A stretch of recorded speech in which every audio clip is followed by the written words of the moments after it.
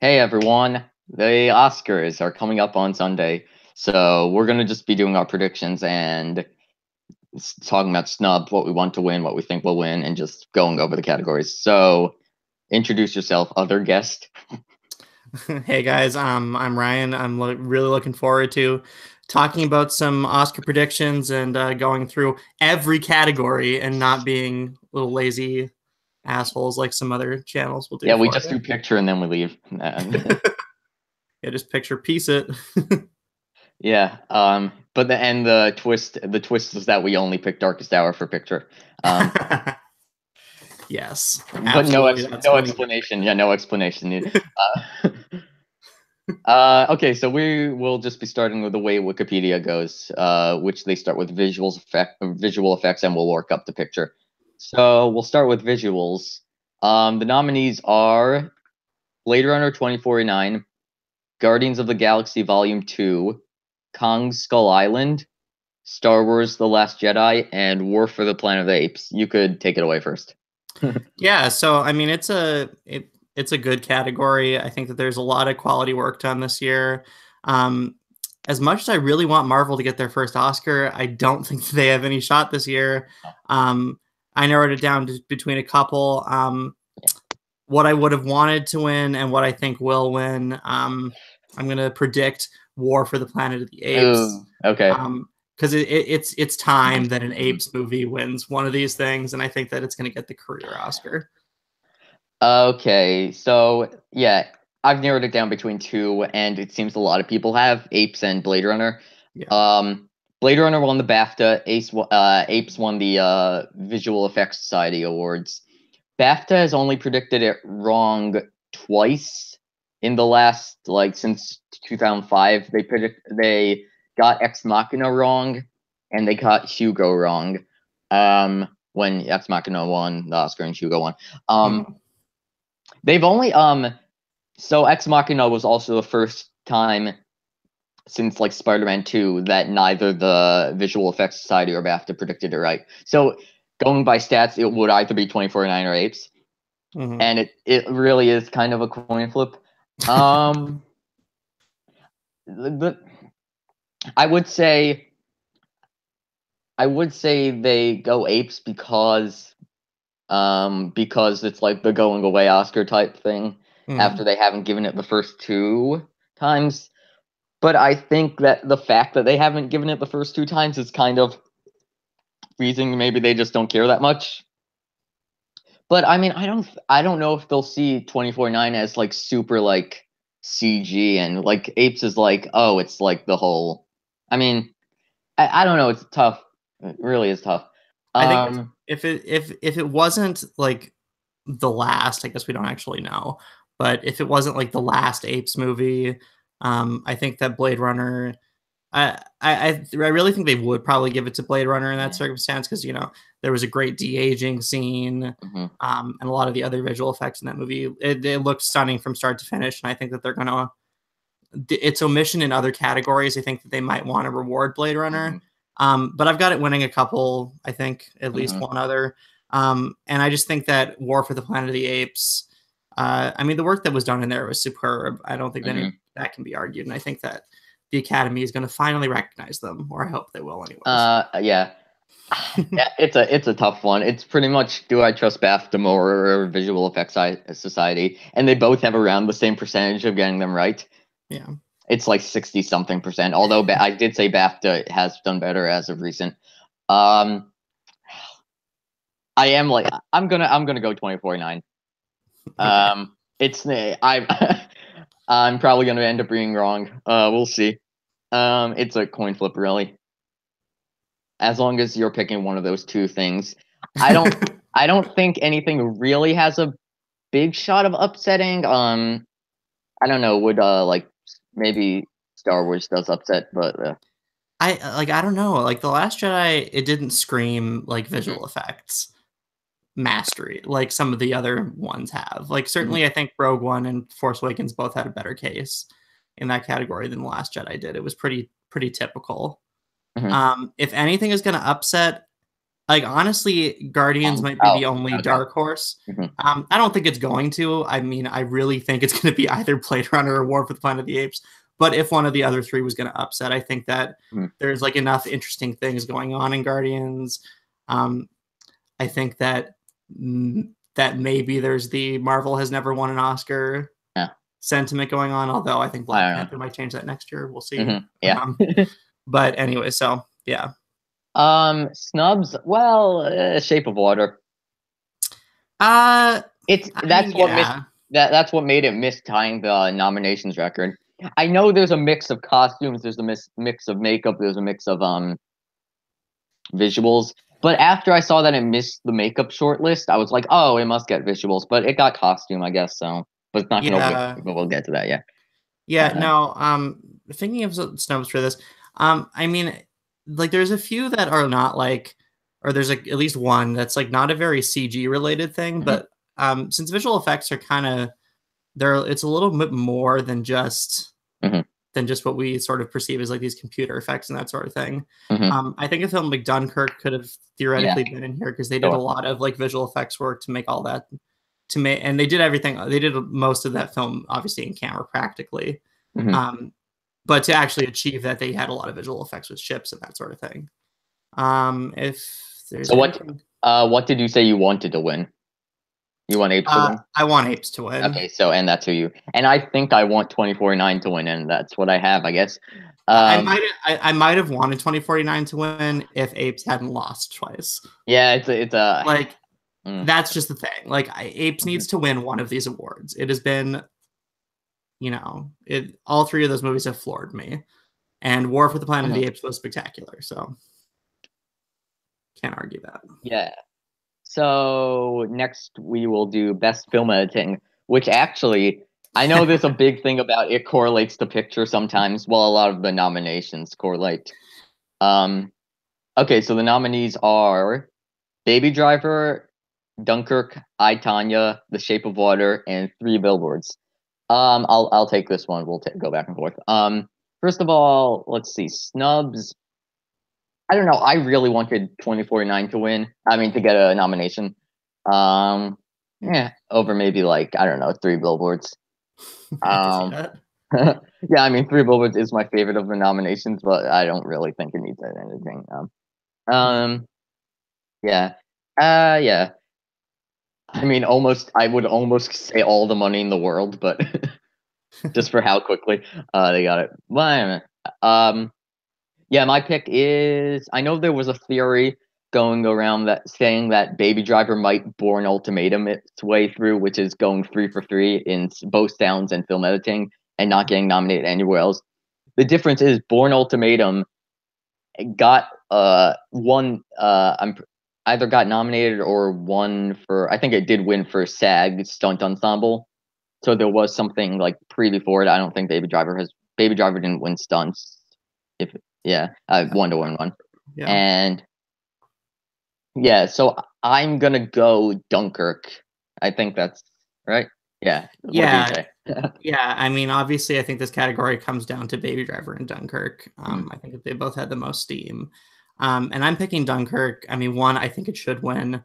And two, the Academy has had a very they've strongly voted war films in this category. Yeah. And Dunkirk is the epitome of a war film. And it's got a lot of interesting editing tricks in it. And I think, even though I loved it, a lot of people didn't love Hacksaw Ridge last year. But yet it managed to take the film editing category. And I think that this is going to be the proverbial big award that Dunkirk is going to take. Yeah, and Dunkirk won the ACE, the American Cinema Editors Award. So there is the thing that maybe they don't go for the best. Sometimes they go for which one has the most editing in it, and people might make the case you could notice Baby Driver's editing much in opening scenes and stuff like that. I don't know. I don't think they're just gonna go for it's popular. Everyone loves the action. I just think they'll go Dunkirk, war movie. Yeah, sure. Yeah, no, and don't get me wrong. I don't want to take anything away from Baby Driver. I know, yeah. I just don't think. I mean, the Academy hasn't shown an extreme attachment to Edgar Wright's work in the past, and his his editing, maybe in Baby Drivers, it's obviously very high quality, but it's kind of the same across all of his films. That's just the style that he and his editor have. So I mean, I don't know. I think that Dunkirk is going to win this one. Yeah. Okay. Next is Best Costume Design, which is Beauty and the Beast, Darkest Hour, Phantom Thread, The Shape of Water, and Victoria and Abdul.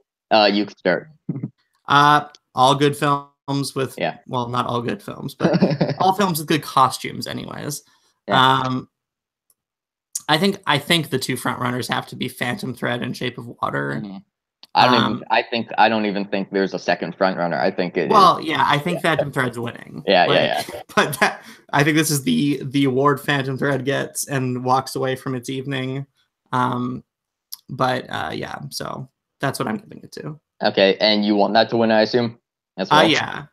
Oh, I never said. I probably would want Dunkirk to win editing as well. Yeah.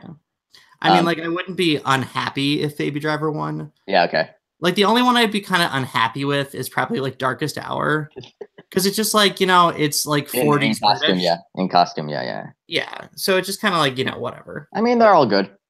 Yeah, sure. Mm-hmm. So Phantom Thread. Yeah, Phantom Thread, and yeah, I'd want that to win. I did go snub wise. I mean, I did go 5 for 5 on this category because I smartly changed from Greatest Showman. I was just like, they might only get a song nomination. So yeah, I know people might say I, Tonya and Beguiled. Yeah. Phantom Thread's winning. Yeah, sure. I wanted to win. I don't think. Okay. Yeah. Shape of Water did win the Costume Designer Guild, but. Yeah, but I mean, I don't know. The Academy, it liked Phantom Thread. Otherwise, it wouldn't have gotten all the nominations it did. It got relative to the kind of early awards, it got a surprising number of nominations. So I think that, I think that's going to pay off for them, at least here. And I was listening to a podcast and they did say that maybe you shouldn't pay too much attention to Costume Guild. Maybe that says how Shape of Water might do in picture, because that's the only award they vote on in the Costume Design Guild. So they might really like it in general. Yeah. So yeah, costume. I don't know if there's any big snubs. Yeah. Nothing immediately springs to mind. Okay. Makeup and hairstyling. So, Darkest Hour, Victoria and Abdul, and Wonder. I don't think there's real snubs. I mean, yeah, Shape of Water should have made the short list and it should have gotten nominated. People said I, Tonya should have gotten nominated. I was scared for a second that Bright was going to get nominated in a Suicide Squad way type thing and then win. I mean, I think this category needs more than 3. Yeah. I don't know why it's different. It's silly. It just it looks dumb on a page. It's weird. Yeah. There are I don't get what makes makeup lesser than costume, or it's all integral. Why are you doing it? Yeah, and then there's a lot of great options for this.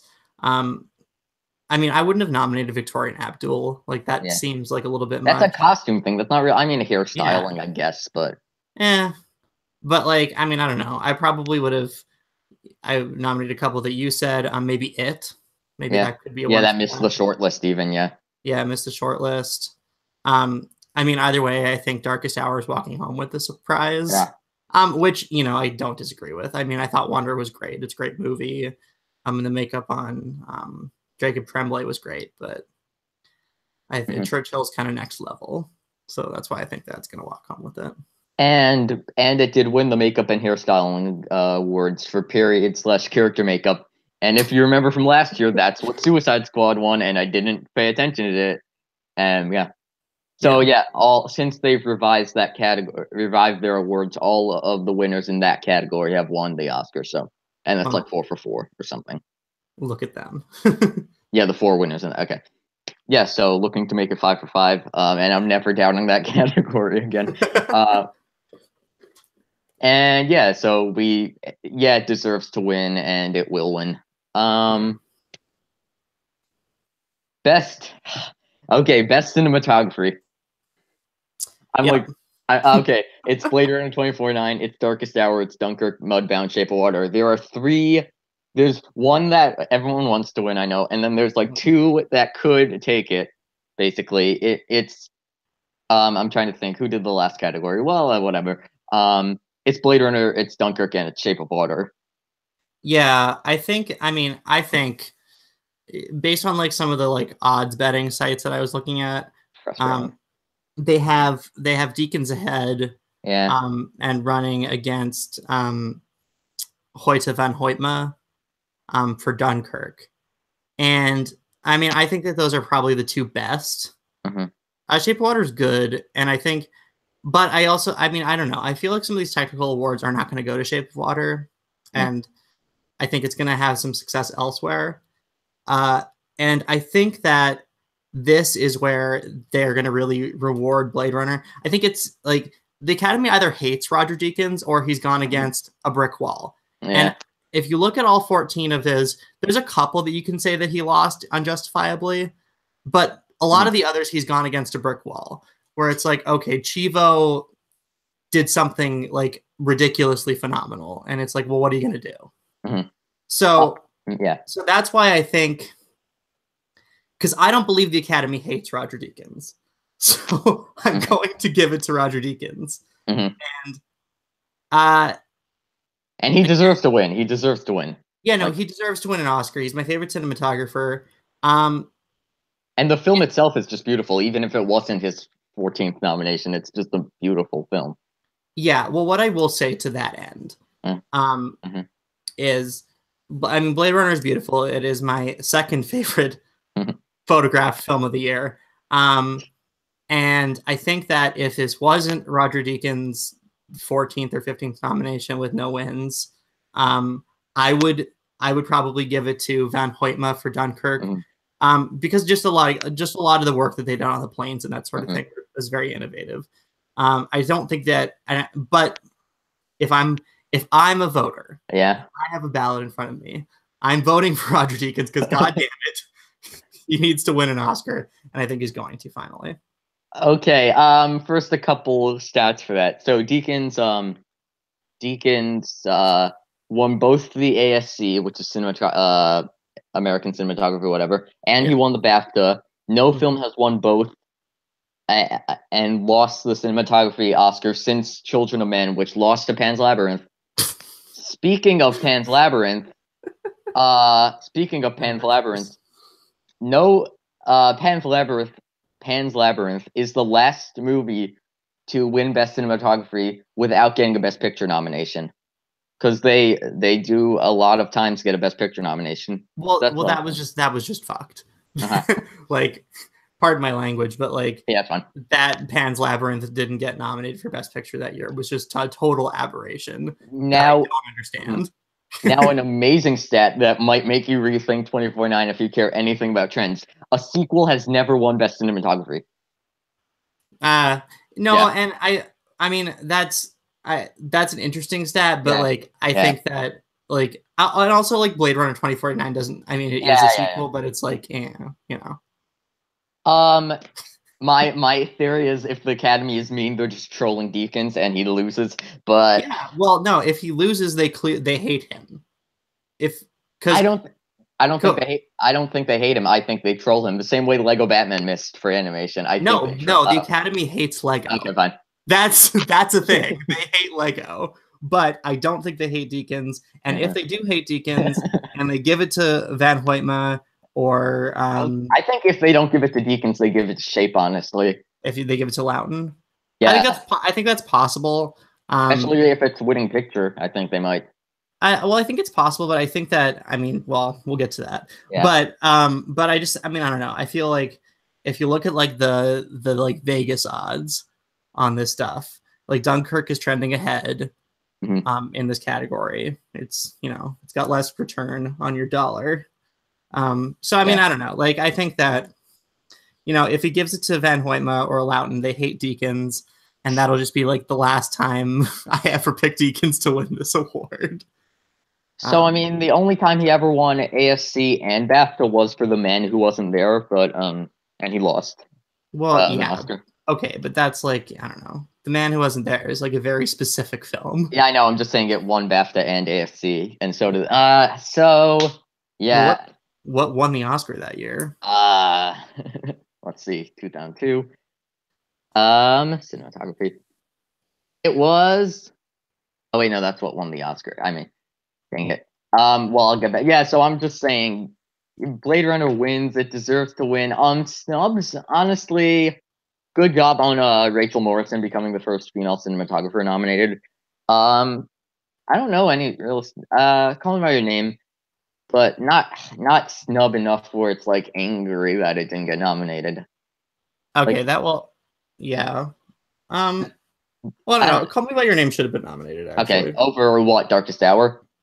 Yeah, I would have given it over Darkest Hour. Okay. And even though it's, not very progressive of me, I would have put it over Mudbound too. Like maybe Mudbound was harmed by the fact I had to watch that at home. Yeah, and a lot of other people might have seen it in theaters since it was released in theaters, just like 19 theaters or something. But I don't know, like when I just saw Mudbound, I was not very taken with its cinematography. Okay, in best cinematography in that year, the winner was Lord of the Rings: Fellowship, and that wasn't a sequel; it was the first movie. So yeah, that holds true. Yeah. Well, okay. Yeah, okay. I mean, Yeah, I sort of that should have been The Man Who Wasn't There. Yeah, and it also Amelie, Black Hawk Down, and Moulin Rouge were in that category. Okay. Yeah. Yep. So next is production design. Yeah. So 2049, 25. Okay. Next is production design. Beauty and the Beast, Blade Runner 2049, Darkest Hour, Dunkirk, Shape of Water. You can start. Yeah. Okay. So again, this is like a well laid out category. A lot of good nominees. I think this is down to Shape of Water and 2049. Yeah. And I think they're going to give it to Shape of Water. I think Shape of Water just has a little bit more going for it at the moment. And like it's not beyond the realm of possibility that 2049 wins, but I just think Shape of Water is going to get this one.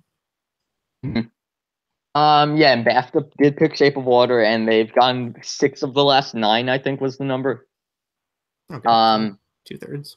Yeah, and I think there was also a stat. All these stats seem to relate to Best Picture a lot of times, but I don't know. But yeah, it won the that's ADG. Yeah. Oh yeah. Well, Blade Runner did win fantasy, and yeah, Shape of Water won the period. So thanks, production designers. Good job. good job telling us who's going to win this award. Since the modern ADG format was in 06, 3 films have won both fantasy and the Oscar. So okay, so I guess period piece is better. Period piece does tell you more who wins, I think, because they've only done it 3 times in the past. Like, okay. I mean, this is also just like a weird year. Like that a safe Oscar pick is like a horror romance woman having sex with a fish man. Yeah, I don't know movie. Hey, like, if you're Jan Merle, it's more than that. So it is more than that, but it's a very different movie for the Academy. Yeah. So it is cool that there's like 3 tech giants that like could like sort of in the Revenant Mad Max year, even though there wasn't really a third one that year. Yeah. Star Wars, I think. But yeah. By the way, if I'm handing out this award, like if I get to dole it out to one of these 5 people, I'm giving it to Dunkirk. It's going to be a little bit of a trend. It's my favorite movie, and it's my favorite movie for like every reason. And I think just the work that they did on like building boats, rebuilding the mole, and especially the work they did to refit planes. All of that kind of combined for me to vote this award. I'm happy if Shape of Water wins. I'm happy if 2049 wins. I'm just saying if I get to get the award, that's what. I probably would have given it to 2049. I feel like all my answers have matched up with what I want to give, but I don't know. And Dunkirk isn't winning, so that's.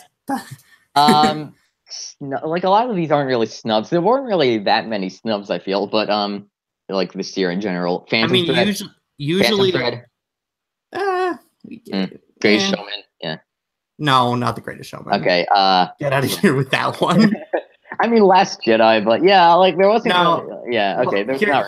here's a There's point not. that I want to make about The Yeah. Last Jedi. Yeah. Almost every year, I bitch and moan that Star Wars isn't nominated in production design because clearly it has the best production design of any movie made. But this is the first year I'm not doing that because The Last Jedi looked so normal, so ordinary. Like I was not wowed by the production in The Last Jedi.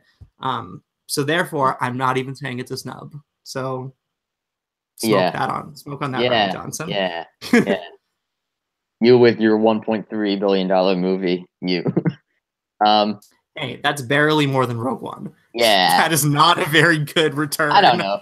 No, I don't know. That is almost $1 billion less than The Force Awakens. What? No, not a bit. 600 million. Okay. No, almost $1 billion. What? No, unless you're saying 600 million is. Or wait, no. Yeah, Force Awakens is right at 2. Didn't even do 2 billion. Yeah. Sorry? Force Awakens didn't even get to 2 billion. I'm pretty sure it was 1.9, I think, or maybe it barely passed it. I don't know. We're not talking about box office. Yeah, production design. So, we think Shape of Water's winning. Yeah, cool. That's what I'm giving it to. Yeah. Okay. Best sound mixing and best. Okay, no, I'm not going to combine them. I will never know the difference, no matter how much people explain it to me. But we're doing them separately, even though it's the same nominations for the first time ever. But that amazes. First time ever. That amazes me. Well, I feel like the same film normally wins, although this year I'm hedging my bets. No, they split last year, right, between like Arrival and Hacksaw Ridge and stuff. Yeah. And even the year before, wasn't it a split between Revenant and Mad Max? Or okay, something. Sound mixing we'll do first. It's Baby Driver, Blade Runner, Dunkirk, Shape, Star Wars. I want Blade Runner to win. It's not gonna. No. Oh, that's a sad. I don't know. Well, first let me say, any snubs were there? I mean, I don't know. Apes. I don't know. Like I know what sound mixing is, but I don't know. Okay. I don't know how to tell which one is good and which one is. Like, I could only tell if it was really terrible. Like, isn't sound editing like they get the sounds and then mixing is they put the sounds in or something? Like, I don't know. Sound editing is explain it. Yeah, sound editing is the choice of sounds you put in a movie, not the sounds themselves, but the choice of which sounds you put in a movie. And sound mixing is the choice of how you layer sounds. Gosh, I just say combine them into one and add, and if you need a 24th category, make best ensemble a category. Add sound into one, make best ensemble at 24. Or best voice acting, because I'm still frustrated that like voice actors will never like whatever. You don't need it. Or just make them more specific, the categories. Like, I mean, these are pretty like the screenies. These are pretty darn specific. Anyways. Yeah, I think I want 2491. I think actually you could take this away because I have to still figure out. No, wait, I know what but you could start. So Vegas has Baby Driver and Dunkirk pretty much locked in a dead heat for both these categories. So it's not going to be Baby Driver. I'm sorry. I am picking Baby Driver for sound mixing, but not for sound editing. Gosh, I hate this. So because because the odds makers have them so close, and I don't know it well enough, I'm going to say that Baby Driver wins sound mixing and Dunkirk wins sound editing. Ooh, okay, yeah, fine. I'm just gonna combine them into one. I mean, at this point, Blade Runner 24/9 did win the sound editing award.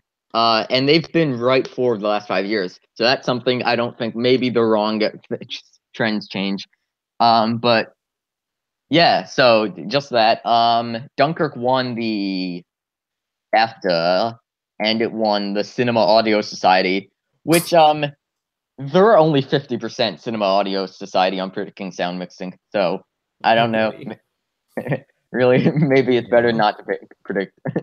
BAFTA one Best Sound award is a better predictor of sound mixing than sound editing. Okay, in BAFTA, so they do. Yeah, I guess Dunkirk. I don't know. I sound confident there, but yeah, Dunkirk I mean, I have no degree of confidence in this. in both. I Dunkirk in think both. that one. I mean, like that's another thing. That might be the safer choice to pick. Yeah, Dunkirk. The same in both. Because otherwise, you're gonna get one of them right.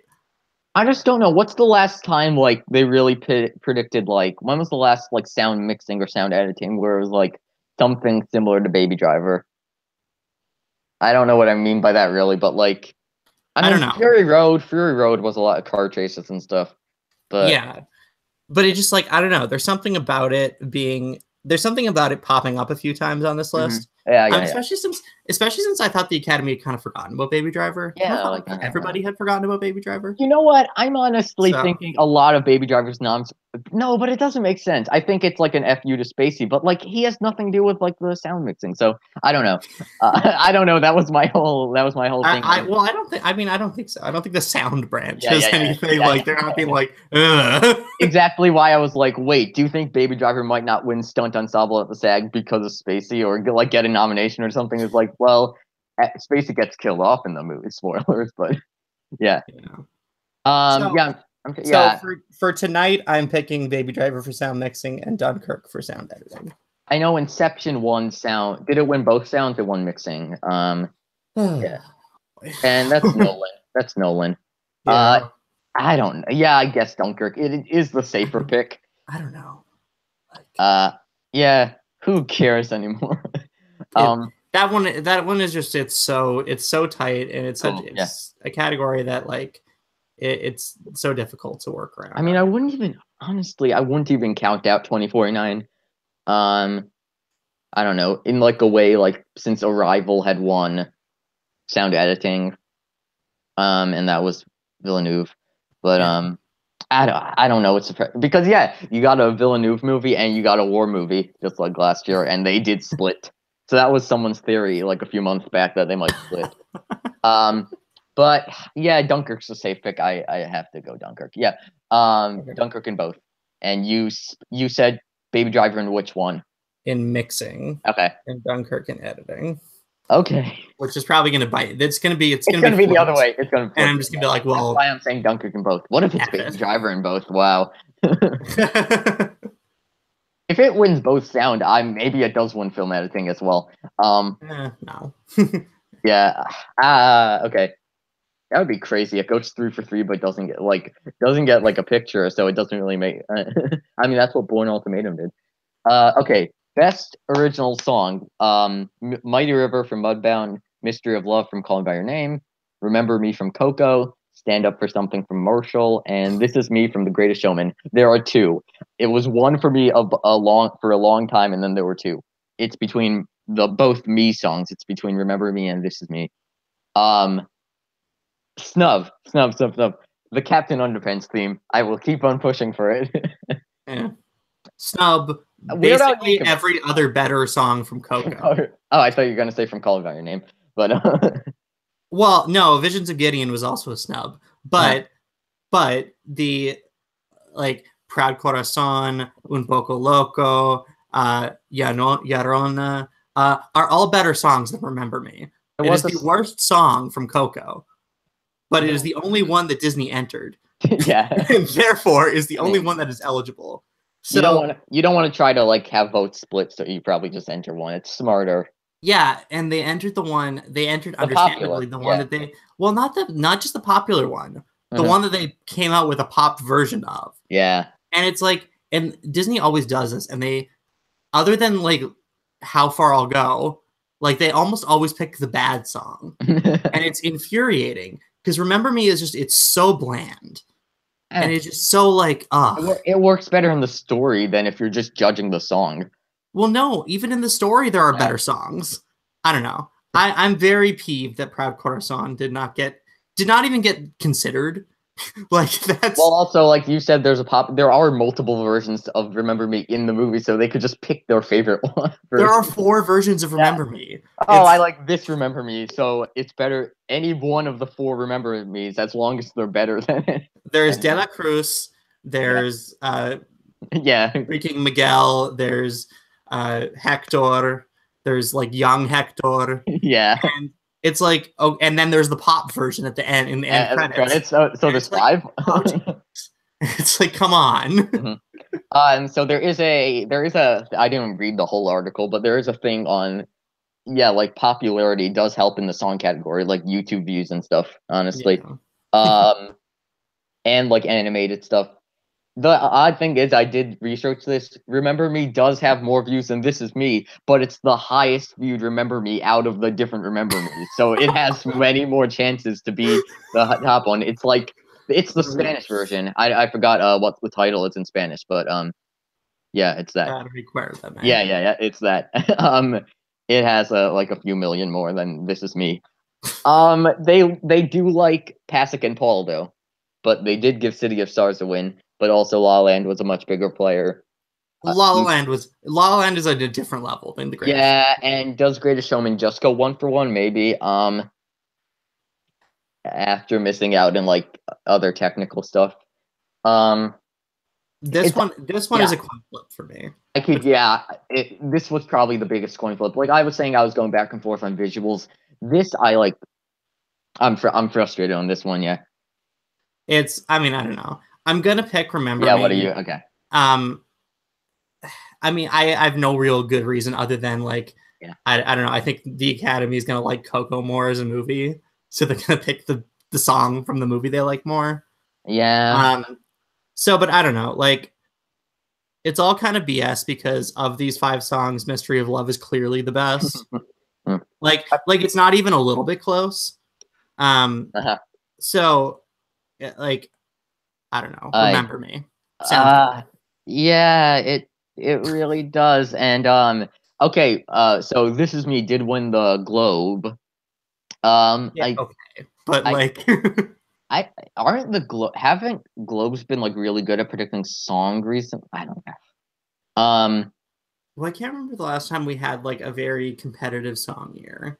Yeah. Last year was a competitive song year, but we all knew that La La Land was going to win. Yeah, I have to look at previous Gold Derby odds to see the last time there was a competitive one.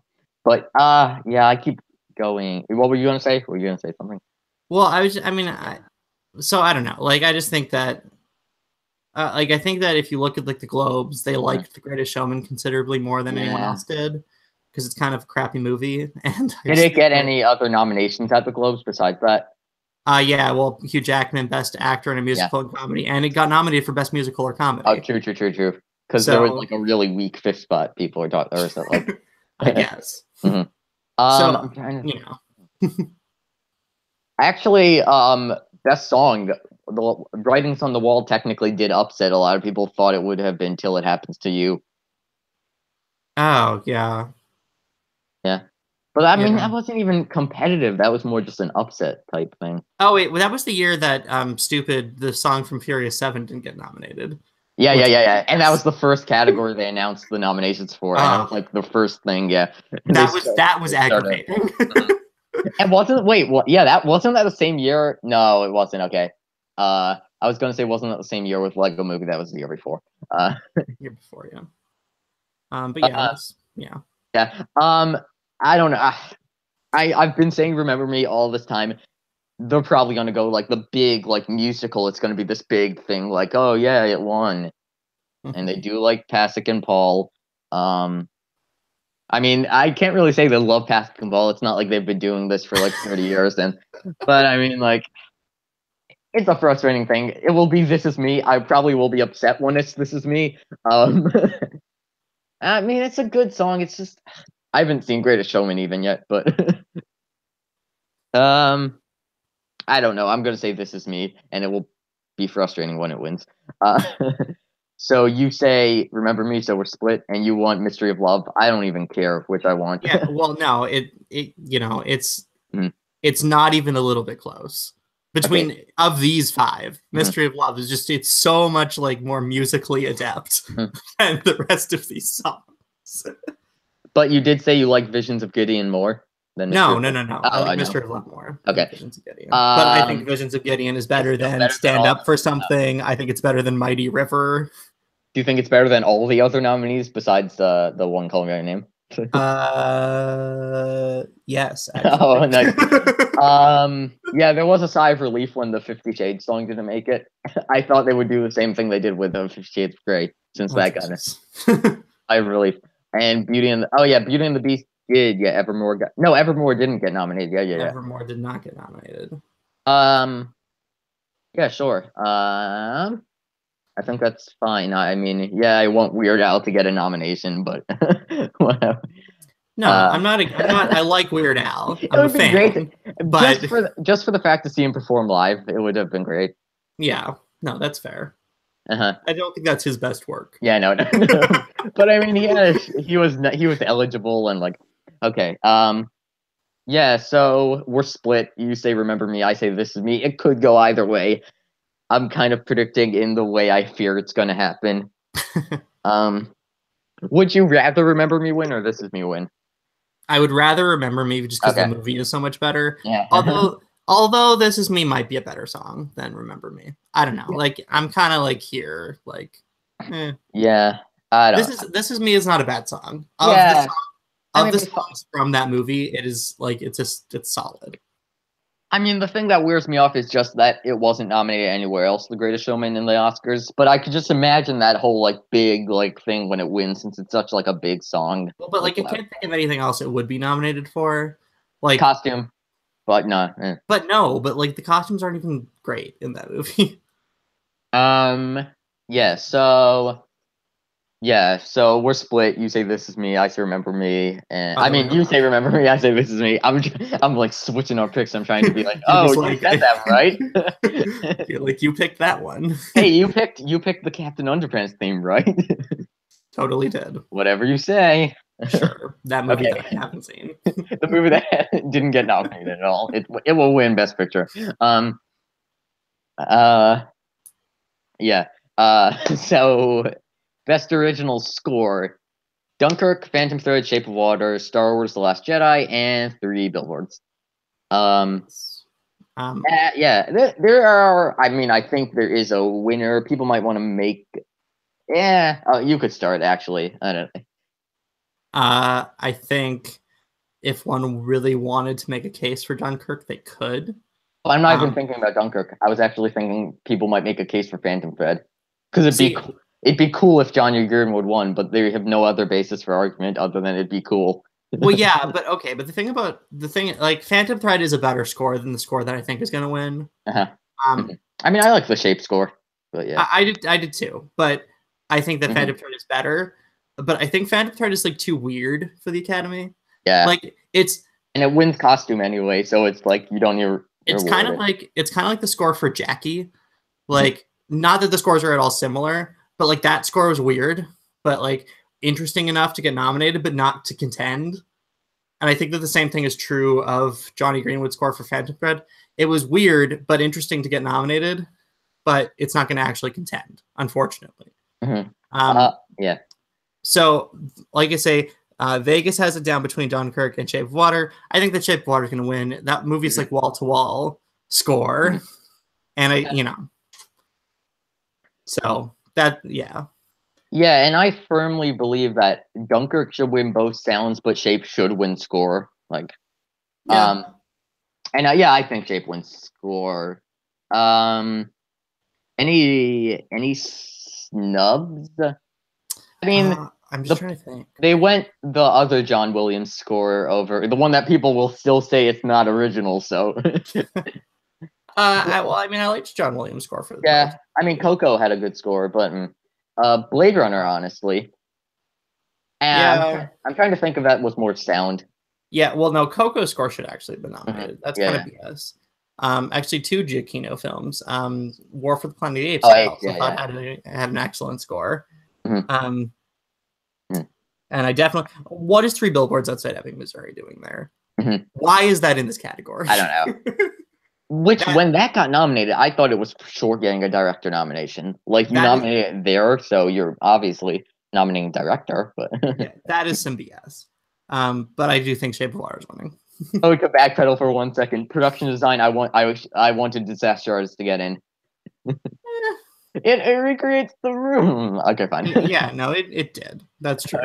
I don't know. It's a dumb thing. There's something impressive about that. Yeah. So we both think Shape is winning. Shape won the Globe, right? Yeah. Yes. So we both think Shape is winning. Yes. And what do you want to win? I mean, I don't know. Shape or Dunkirk, I don't really care. I mean, they like to splot. Yeah. Well, actually, I mean, no. Dunkirk or Phantom Thread. Mm-hmm. One of the two I would prefer to Shape. Mm-hmm. But I'm not going to be upset. Yeah, Shape. So I want Shape to win. I think it will win. Okay, now we get to the shorts. Have you seen all the shorts? I watched every single one of them yesterday. Nice. Wait, you watched all 3 categories yesterday? Yes. Oh wow. Okay. Are you tired? Yeah. Okay, nominations. Dear Basketball, Garden Party, Lou, Negative Space, Revolting Rhymes. The snub is In a Heartbeat. Okay, yeah, I can see that. Actually, Gold Derby had it winning for a while. I think they might have had it winning. I really thought it might. No, I mean, yeah, fine, right? But yeah, I do think it is a legitimate snub. Yeah, it was good. No, they might have not had it winning. They might have had it with the biggest chance of getting nominated, because that's like kind of. No, it was better. In a Heartbeat was definitely better than Garden Party. Yeah. Which pros for Garden Party were that it was the most beautifully animated thing that I've maybe seen. Well, no, Coco was better. I don't even remember Garden Party. That was the last short they showed. Well, it's like it's a photorealistic animated, like frogs having a garden party. I was gonna say, isn't there like a frog or something? I don't know. in like a drug dealer's house. Okay. And so it's like, okay, like the animation was incredibly impressive. Yeah. So, but other than that, it should not have been nominated. Yeah, the other things on the short list that missed out were Life Smartphone, Lost Property Office. I did see they did show additional shorts other than the ones nominated. Lost Property Office was one of them. Okay. Fox and the Whale, they didn't show that. And Cradle, they didn't show that. So they showed the 5 nominated, and then they showed like Achu. Dumbest short ever. Have you seen Achu?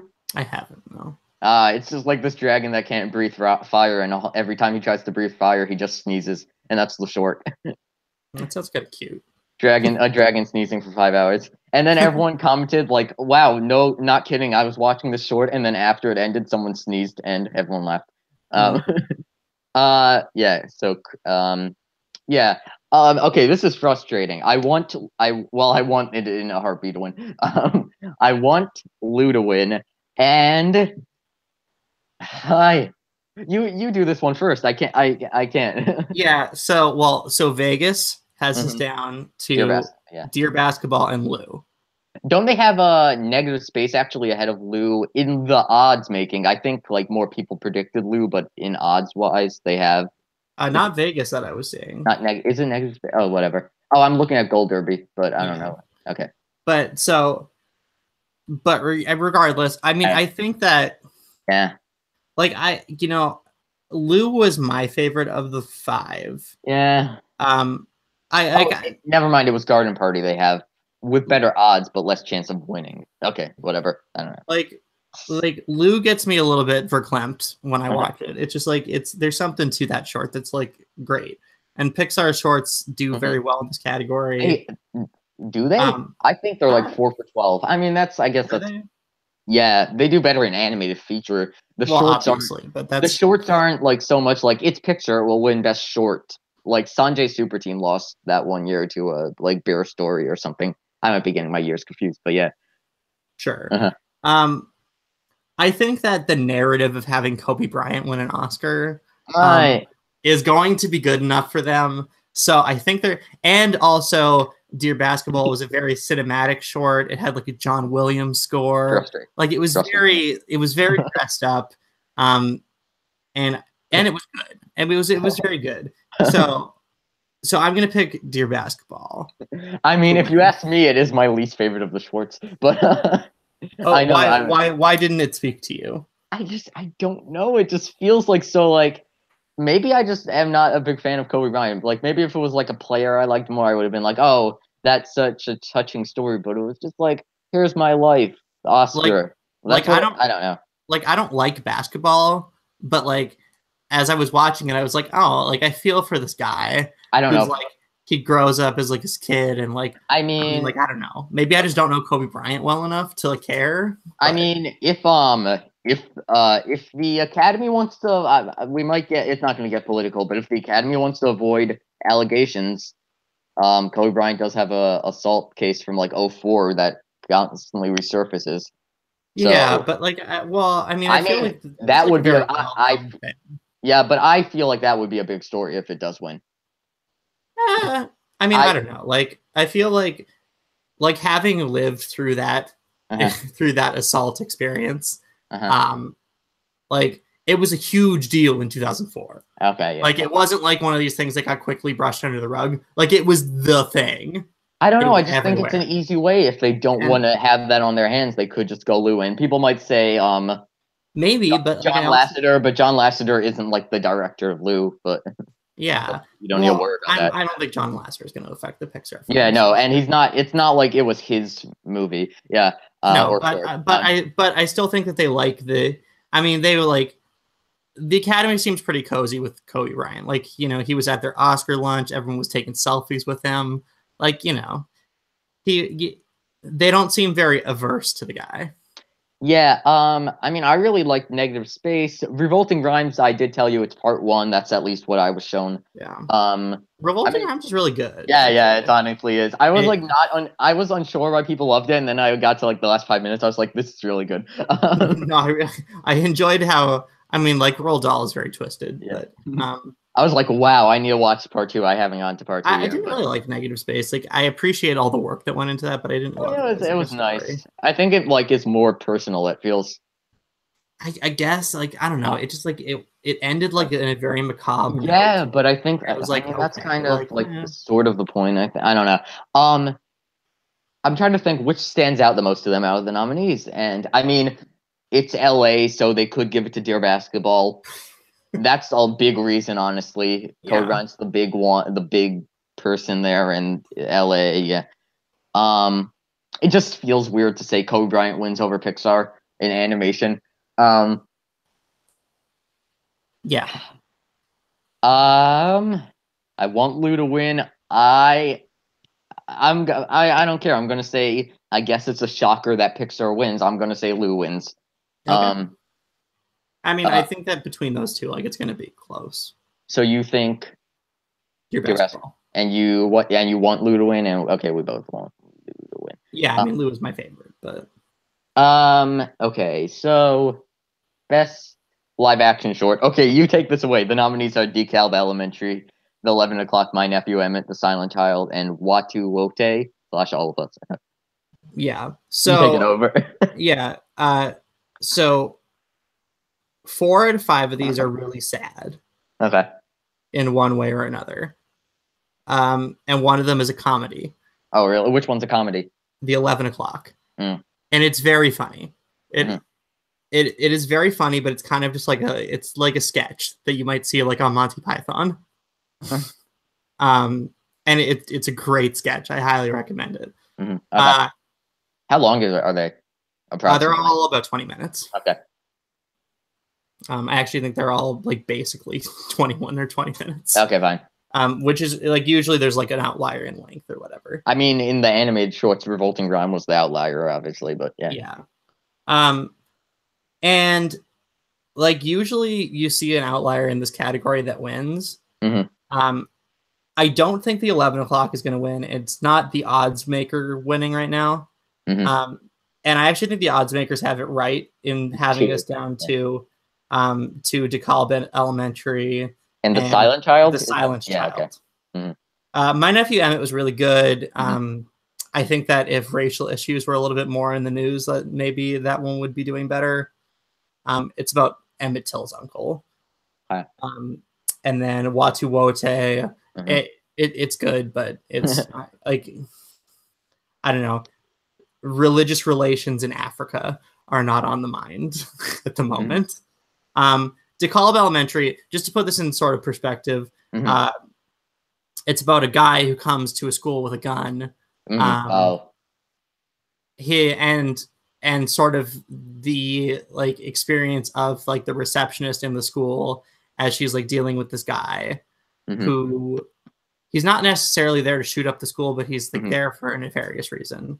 And like, and just sort of, it's a very human story about that. And I think that given that the Oscar voting just ended, that is kind of in the zeitgeist. Yep. And it was well done. A lot of it connected with a lot of people, not with me as much as maybe others. And then The Silent Child is, I think, unarguably the best of the five, and it is the most like a movie. Unarguably. Nice. Well, no, I mean, actually, like, you know, if you look at sort of the critical reception to these, Silent Child is kind of emerging as the best. And I think if you look at it, it had the best performances. It was definitely the best shot. And it was the one you could actually imagine being a full movie. Okay. It's about it's a message picture as well, about kids with hearing disabilities. Okay. And so I think that, you know, I think it's going to be a lot closer than it would be, but I think that Silent Child is going to win just because it's the most cinematic. Okay. But I think that DeKalb Elementary is going to be real tight. And you want Silent Child to win as well? Yes, I think that was the best film. Any like snubs? I don't even know what the shortlist was. I don't watch like a lot of live action shorts, to be honest. So I don't really have anything that comes to mind. Okay, I'm just gonna go DeKalb. I don't know. It's between those two. It's also a coin flip. Yeah, I think that's a good pick. Silent Child, though, definitely a film to watch. It'll get you emotional. The other things on that short list were Icebox, Rise of a Star, Facing Mecca, Witnesses, and Lost Face. Yeah. Okay. Fine. So we're split. You say Silent Child, I say DeKalb. It's one of those two, unless it isn't. Unless it isn't, then it's something else. You know, it's one of these 9 nominees for Best Picture, unless something happens. Yeah. Yeah. So I say DeKalb. You say Silent Child. Yeah. Next up is, and you'll take this one away as well, documentary short in which the nominees are Edith and Eddie, Heaven is a Traffic Jam on the 405, Heroine, Knife Skills, and Traffic Stop. Yes. Okay. So the Vegas odds makers have Edith and Eddie and Heroine kind of ahead of the rest. Heaven is a Traffic Jam on the 405 is good, kind of about mental illness and art. It's interesting. I just don't think it's going to connect with a lot of people.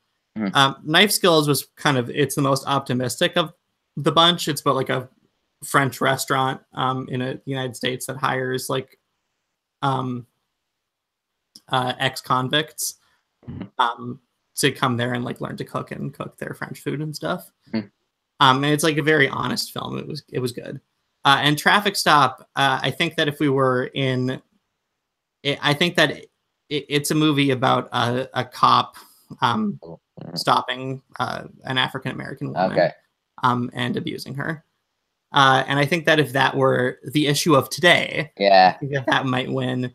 But as it happens, that's not the biggest one. And I think that they have this right again with the top two.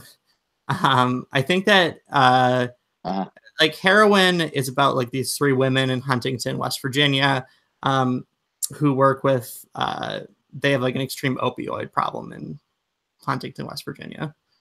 And so these 3 women, a judge, a firefighter, and an ambulance paramedic, and just sort of the work that they do. And it was really great, really touching. Edith and Eddie about America's oldest newlyweds, a 95 and a 96-year-old interracial couple. Yeah, that's the only one I read the plot for when I was like looking. Yeah, and I mean, it's a very touching story and like a very difficult film. Yeah. I think that I'm so close between these two. I think I'm gonna give it to the one that I prefer, Edith and Eddie. Okay. And I think that I think that it's kind of a toss up between it and Heroin. I think that the benefits that Heroin has going for it, it's on Netflix, so it's something that it's accessible. that Academy voters have had access to. And you know, it's good to see public servants like actually helping people. And I think that sort of optimism towards that, even though it's like a very somber story, is kind of nice. Whereas Edith and Eddie, I'm not going to spoil it per se, but it doesn't have the most optimistic ending. But Edith and Eddie has like a lot of like very big Academy names behind it. Who? Like Steve James was involved with it.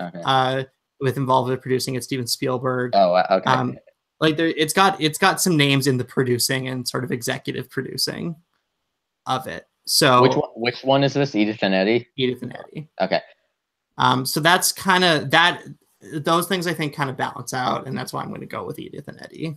Which one do you want to win? Which one do you say you want to win? I think I want Edith and Eddie to win as well. But again, it's close. Yeah. I will probably have to say Edith and Eddie. Actually, looking at Gold Derby, Heroin and Heaven is Traffic Jam are kind of close for the second spot, and Edith and Eddie is like way ahead, but it still could be. Actually, what they had predicted number one before the nominations came out was Alone, and that missed. So I don't know. Yeah, yeah. I realized their top pick for two of the short categories just missed. So I guess I'd say Edith and Eddie. And I don't have a preference here because I haven't seen any. Edith and Eddie. So we both say that. Cool. Yeah. Next is documentary feature. Abacus. I haven't seen any of these. Abacus, Faces Places, Icarus, Last Men in Aleppo, and Strong Island. I will say the snub is the only one I had seen. It didn't even make the short list, did it? Jim and Andy. It did not. Yeah, it didn't. I mean, I like it, but I have no basis for like comparison. Yeah, too. Is Jim and Andy on par? Have you seen it? I haven't seen Jim and Andy. Okay, fine. I mean, it's a good like discussion on like method acting and stuff, sort of. It's just the behind the scenes of Man on the Moon, basically. But yeah, it's a good short, good documentary. There also was a documentary, but it was like a TV documentary about Apu from the Simpsons. But yeah, it's called The Problem with Apu. I mean, it's a good short, but it's in the same way Hamilton's America wasn't eligible last year because just the TV. Yeah. Yeah, you could start. Yeah, so with respect to this, I'm just going to first talk quickly about the three films that are not going to win. My favorite, Abacus Small Enough to Jail, I think is like a really great story that I wish more people would see. It's about like a small family bank in Chinatown, and how they get prosecuted following the financial crisis when all the larger banks did not. And it's really kind of like, it's interesting, like a combination of like racism and like attacks on small businesses. And it's a film for everybody. I'd be ecstatic if it won because I loved the movie and because Steve James needs to win an Academy Award. But it's not going to win. Last Man in Aleppo was my least favorite documentary. I felt very callous to me. And they gave it to The White Helmets last year, and this is basically the same movie except longer. And a little more callous. And then Strong Island, it just kind of like, you know, it's a deeply personal movie about this filmmaker's brother getting killed, and how like the person like didn't get indicted for it. And it's, you know, it is what it is. And they haven't like made a very strong case for it apparently. So I think this comes down to Faces Places and Icarus. Faces Places, obviously the Anya Sparta film. She, you know, the Academy is in love with her, especially at the moment. They just gave her an honorary Oscar this year. She's one of the last two. French New Wave surviving filmmakers, her and JR, going across France, putting up art installations. And, you know, it's not like a super deep movie. It's kind of just about like the value of art and that sort of thing, which may speak to Academy voters. Icarus, it starts off as a documentary about a guy learning how to dope and get past a doping scheme, and he wants to see if that helps his cycling at all. But partway through, it shifts as he uncovers this whole doping scandal in Russia, and about how their national teams were getting away with doping, like at the Olympics and other that might be that major international events. Yeah, that could. So that film is very in the zeitgeist right now. So that's why this is a category I haven't actually picked, because I was leaning Faces Places for the longest time. Yeah. But the fact that most of the voting period was during the Olympics, when you couldn't turn on NBC without hearing something about like, oh, they have to be the Olympic athletes from Russia this year because they were found to be doping, and you can go watch this documentary on Netflix. And it's like, okay. And it's a very good documentary. Both of these are, you know, very good films. So that's kind of where I'm stuck. I think if I have to lean a direction, I'm gonna lean towards Faces Places. Same.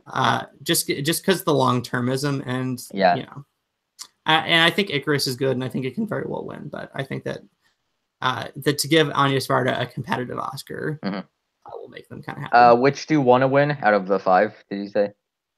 Abacus. Okay. Small enough to fail. Oh, actually, the snub was Jane. I know everyone was saying Jane. Jane. Wasn't it like the front runner to win? I do not know. Jane, about Jane Goodall, I'm pretty sure. Okay. I mean, I don't like another thing I don't watch enough of their documentary films. It's about Jane Goodall. Okay. I did see a good documentary. I'm trying to think of what the hold on. A documentary that got eliminated by rule this year. Which actually kind of pisses me off. So last year we had all the controversy surrounding OJ Made in America winning. So this year they came up with a rule that a documentary released as a multi-part series could not be eligible for an Oscar, even if it was made as a film. So what was it? 5 Came Back was in fact made as a film, but it was divided by Netflix into a multi-part series, and I think that was an amazing documentary, and it was not eligible. So doesn't that work? I mean, technically, in like the case of like Revolting Rhymes, they did only nominate one part of it. Yeah, well, it was a documentary-specific rule. Okay.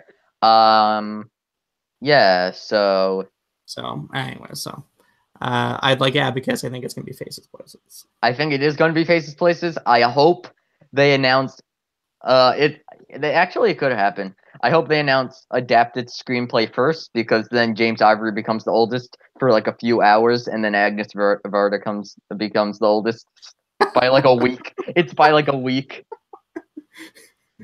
Oh boy. That'd be the shortest record holder. Just like he wins it in the next category. It's like, I mean, it's possible that they announced screenplay early. I know they did that like 2 years ago. Yeah, they usually put something big up front. Yeah. I think last year was like supporting actor and like. Yeah. Not picture though. No. Yeah, they should do it one year. It would be great. Not picture, not director, and not lead actor. Not lead. Yeah. Next up, we have. So we both say Faces Places. Okay. Yeah. Next up, we have. And you want Abacus. Okay, next up, we have foreign language film. So we have A Fantastic Woman from Chile, The Insult from Lebanon, Loveless from Russia, On Body and Soul from Hungary, and The Square from Sweden. I will say one thing quickly. I don't think The Square is winning because it isn't a lot of it in like English or some like part like. There are significant portions in English, but yeah. Okay. You could start. Yeah. So I've seen 3 of these now. I've seen none. Odds makers have it down between The Square and A Fantastic Woman. I think, you know, I don't actually know the full scope of like there's some kind of controversy around the insult. I don't exactly remember what it is. So I'm not gonna like sort of pretend what it is. And I don't know that the Academy likes to make, or at least last year they proved that they liked to make a political statement with these. And I think the easiest film for them to pick, and it's one of the two that odds makers have out in front right now, to make a political statement, is A Fantastic Woman, because it's about this trans woman in Chile and her like experiences as people are just like abusive or discriminatory in other ways. So I kind of think they're going to go that way. I still haven't seen Loveless or The Insult. So I can't fully speak to those. I've heard Loveless is like a very powerful drama. On Body and Soul was fine, and it's on Netflix, so it's accessible, but like, I mean, none of these countries really do that well. Sweden does do the best out of these nominated, but yeah, so that would be The Square. The Square is running second in the Vegas odds right now. I'm pretty sure it would be Chile's first win. Yeah, and like The Square is like a really weird film. Yeah, and I mean, granted, they're a little bit more up for weirder films in foreign language. Yeah, but I just kind of think that A Fantastic Woman is like, I think it's gonna win. Like it's a satisfactory film. It says something. Yeah. Also, isn't The Square like 2.5 hours? Yes. I don't know if that affects Fantastic. It is 2.5 hours. An hour 40. Yeah, Fantastic Woman is only an hour 45. So. Yeah, had to endure 2 hours and 45 minutes of The Square being like really obnoxious about art. Yeah, that's kind of the reason. I know there were people who didn't really like The Square, so I kind of think that might affect it, and I do think Fantastic Woman wins. And what do you say? I'm saying A Fantastic Woman. What was your favorite out of the ones you saw? I think On Body and Soul. Okay. I'm trying to think. It and A Fantastic Woman are like really close. For me, that was snubbed. Okay.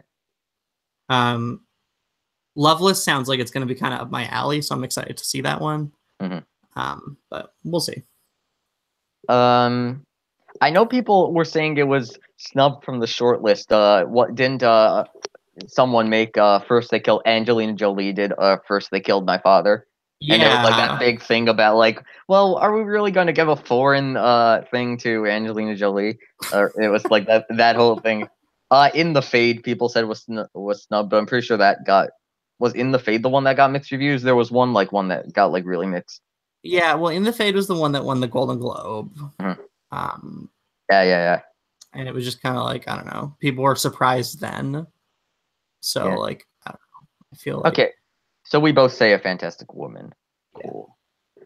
Okay, and finally a category I could talk a little bit more about, even though I've only seen 2 of them. Best Animated Feature: Boss Baby, Breadwinner, Coco, Ferdinand, Loving Vincent. I think Boss Baby. No, I think Coco wins. Yeah, if you don't pick Coco for this category, you just want your ballot to fail. Like, it was always Coco. Yeah, it's not even like a way that people are like, well, maybe it has backlash or maybe it would be funny. It really doesn't. Like, no, it's just Coco is winning this award. It's like Inside Out winning its year. Like, yeah, there are some artier folks who are like, oh, like Loving Vincent, or oh, The Breadwinner have to win. And you know a lot. You don't like Loving Vincent, right? Or you're not as high on it, or something. I just think it's okay. Okay. Like, I think that it's like, it looks very nice, but like its story is kind of like meh. Like, it's very kind of like, okay, whatever.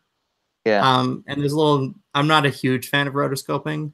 It's not my favorite animation technique. I thought that The Breadwinner was a better movie than Loving Vincent. I mean, I liked Ferdinand as well. And The Boss Baby was like, whatever. Yeah.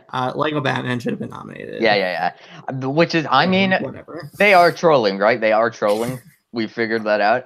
I I don't know that they're not saying like, oh, we want to stick our thumb in your Lego loving eyes. If people They're didn't just get like, so we upset don't like about Lego. yeah, maybe they were big into what's the other one similar to Lego? What's the other toy? Oh, it connects. Yeah, something like that. They were bigger into Whatever. no, what's the at the end of the Lego movie?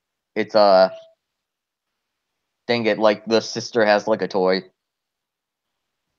Whatever. know. Um yeah, so we are like the line is like we are something, we are here to destroy you. I forgot what whatever. I'm getting sidetracked.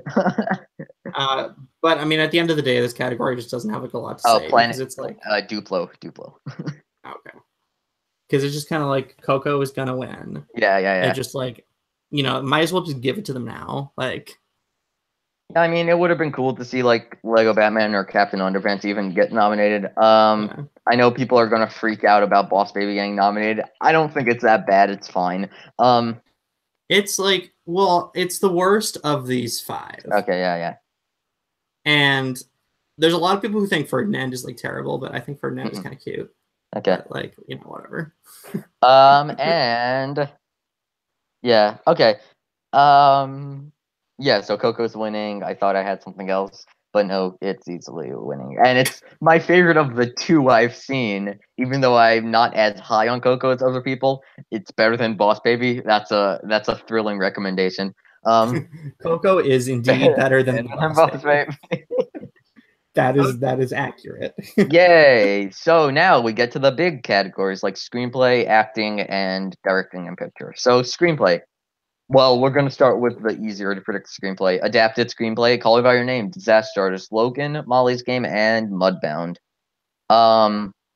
Snub. I mean, there wasn't really a snub. I know Logan is for sure the 5th spot, and it was more because there was really a weak 5th spot, and people were like, maybe it goes to Logan, maybe it goes to Wonder, maybe Victoria and Abdul. I had thought it might go to All the Money in the World because it'd make the Plumber nom more like, I guess, bigger.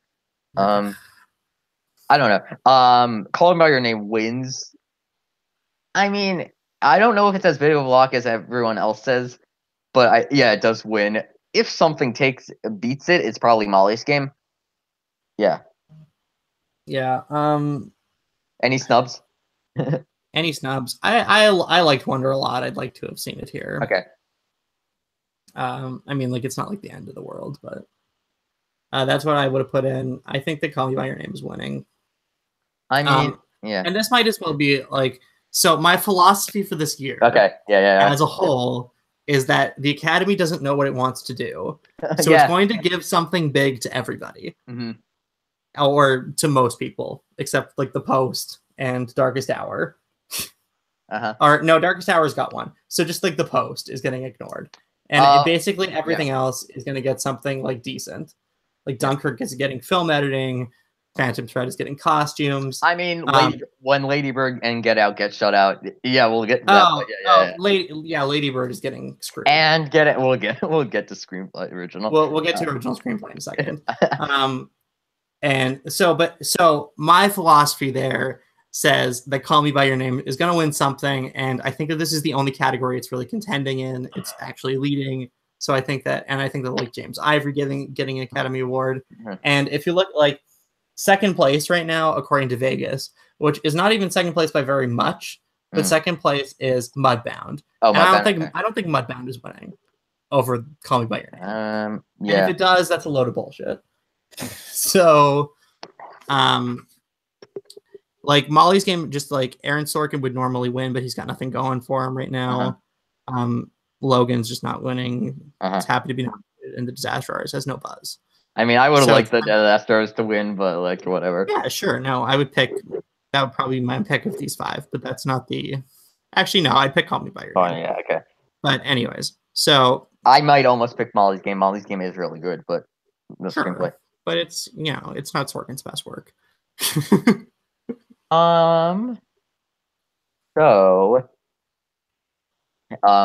if you want any reason to not pick Call Me By Your Name, I mean, the only adapted screenplay nom to get a Globe screenplay nom this year was Molly's Game. I don't know. It's Call Me By Your Name. It's the only one to get a picture nom this year. Call out Me of by Your Name those. Call Me by Your Name is a little above the Golden Globes. I mean, man, imagine if like Darkest Hour ended up being adapted and stuff, and like The Post ended up being adapted. That would have been a much stronger category. As now it's kind of run away. Because I know, like, for Darkest Hour, like there was a book, right, and it wasn't like finished in time or something, Sure. right? I Yeah. mean, I actually don't know, but And The Post wasn't specifically based on the Pentagon Papers. So yeah. yeah, well, Adapted. Yeah, Call Me by Your Name wins. You want it to win. I think I want Disaster Artist to win. It won't. mhm, Call Me by Your Name wins. good. Now we get to some exciting stuff. Original screenplay. Yeah. So this might end up being talked about more than Best Picture. Original screenplay. The Big Sick. Okay, that's out. Get Out, Lady Bird, Shape of Water, Three Billboards. You could start. Yeah. Gosh. So I'll just start letting you know where Vegas is going. Mhm. Right now they have the two front runners as Three Billboards and Get Out, Yep. and they have them in pretty much a dead heat. Three Billboards is slightly ahead. And this is where I'm going a little bit against the grain. And I'm going to say that Get Out wins because I don't think Get Out's going to win anything else. I think that they're going to pick. I think that Get Out has had No. the fact that Get Out has gotten here is amazing, and I think that it has stayed so deeply in the zeitgeist that, like, I'm not going to say like Jordan Peele's winning Best Director or some craziness like that, but I think that they want to give him something for this movie, and I think it's going to be this one because I think that Three Billboards is going to take home a couple others, and I just think that I really think this is going to be more of a political win and more of a, like, we need to spread the love. So I'm picking Get Out. Okay. I will say first, if Three Billboards doesn't win this, I do not think it's winning picture. I think Shape is easily winning picture if Three Billboards does not win screenplay. Interesting. I'm pretty sure, what was it, like 10 of the last 11 picture winners have won screenplay besides The Artist, which, yeah. Anyone who follows Ben's Oscar math, which is where I've been getting a lot of these stats, he uses like precursors and other guilds and stuff to figure out winners and stuff. He does have Get Out winning based on math. Get Out won the WGA, which Three Billboards wasn't eligible for. I wish it was eligible because that would have made it much more exciting. Billboards won the BAFTA. Billboards won the Globe, which Get Out wasn't nominated for, right? The Globe for screenplay. Yeah. And what was the last? I think Slumdog Millionaire was like the last one to not get a Globe nomination but win the Oscar or something. I don't know. Yeah, although the Globes were very, like, I mean, you know, the Globes are voted on by like 100 people. It's not like, I know we put 100 people who aren't in the Academy, and while I think the Academy likes Three Billboards more than most people do, as well in other categories, I just think that I think they like I think they really like Get Out, and I think that this is the, like, token Oscar. I just can't believe it. Screenplay is such like a. I just can't believe it wins screenplay and then not win picture. Like, it just seems weird. I mean, we'll get to that, but like, well, but this was like the year. It was like what was it, 2013, when like something went to everybody. Like, you had Django win original screenplay, like Life of Pi win like director, and like Argo or whatever win Best Picture. Like, it was all over the place. It was just madness. And I think that's going to be another. I think this is going to be another year of madness. It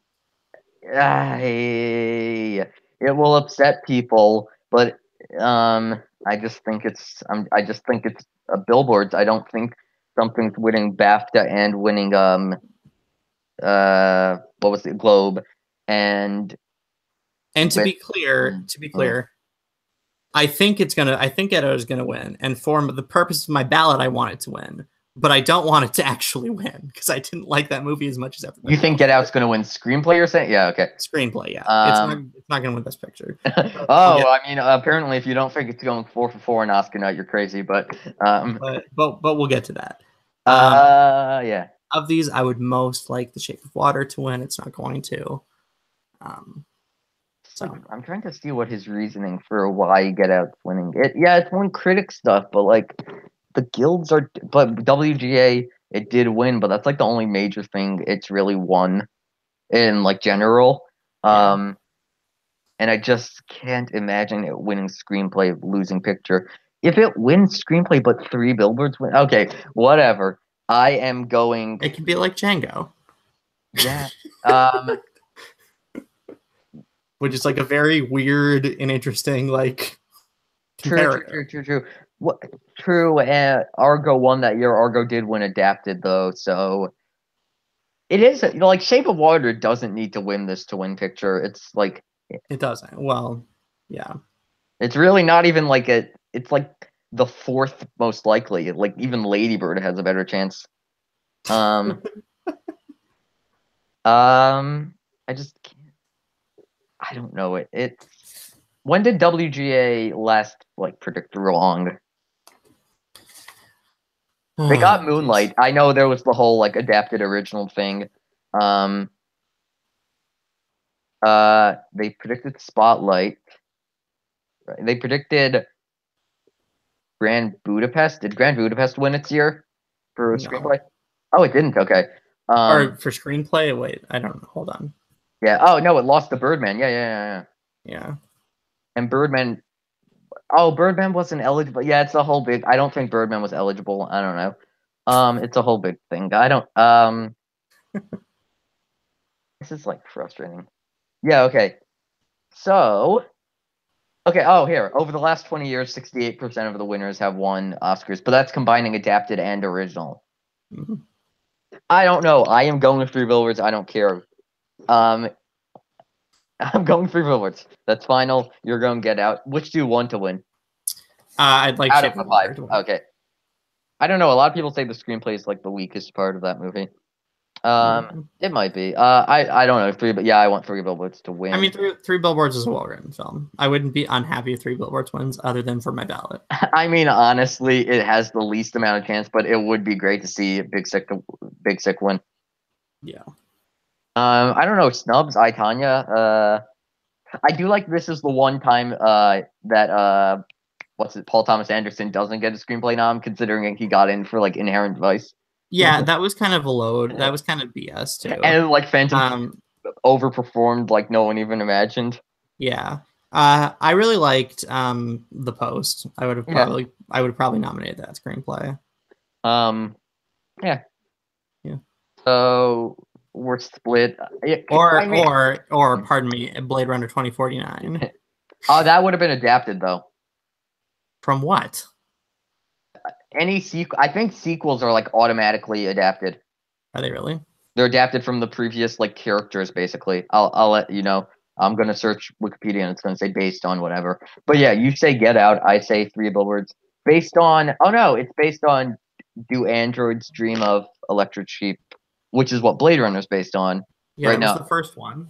So I guess they're both based on it. I don't know. I've never seen a sequel nominated for original because I don't know if it's because you're technically based on the last one. You're following I don't know. I'll have to look that up. But yeah, so we're split. You say Get Out. People probably want everyone that knows like how adamant I am that Get Out doesn't win anything. They're probably rooting for Get Out to just win, but I don't care. I'm doubling down. Also the fact that I don't think it like overperformed in any places. Like it got the 4 things people thought it might.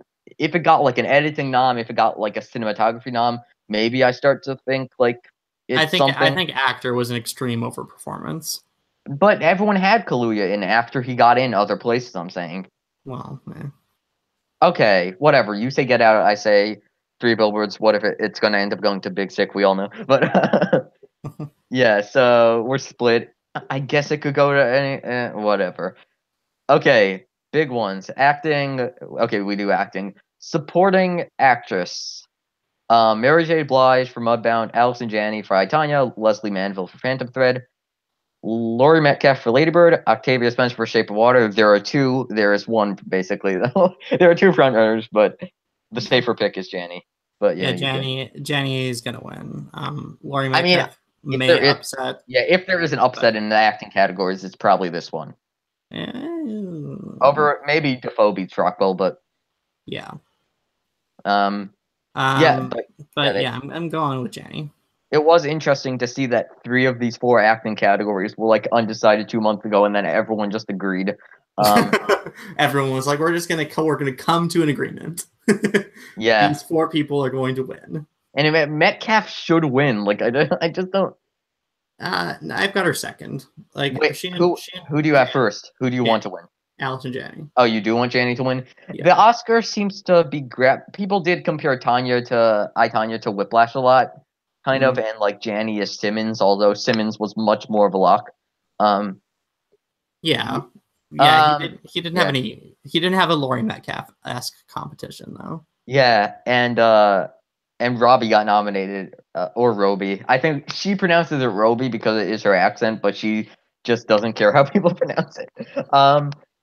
So yeah, but like Miles Teller didn't get nominated for Whiplash. Yeah, I was gonna say it's weird how Oscar seems to be gravitating towards like I don't know if they usually do this, like the louder performances.